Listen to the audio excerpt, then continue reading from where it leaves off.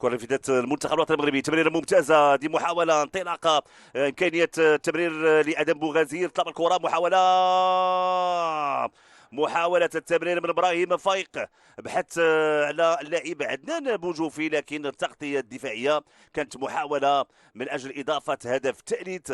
نتابع المراوغة الممتازة، يعني لاحظوا التمريرة لكن ما كانش بشكل جيد في اتجاه اللاعب عدنان بوجوفي. كانت المحاولة في الوقت الرأسية والهدف، هدف ثالث لفائدة المنتخب الوطني المغربي.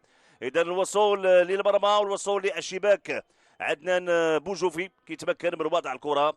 هدف ثالث لفائده العناصر الوطنيه بعدما تابعنا المحاوله اللي كان بامكان لاعب ابراهيم فايق انه يمرر في اتجاه اللاعب عدنان بوجوفي. فبعد ذلك المنتخب الوطني المغربي يستثمر محاوله بطريقه ممتازه، وضع الكره في الشباك. سنتابع هذه المحاوله. لاحظوا ترفعت الكره الرأسية ديال لاعب عدنان بوجوفي، تعود الكرة من جديد وعدنان بوجوفي كيتمكن من وضع الكرة في الشباك. هدف ثالث لفائدة المنتخب.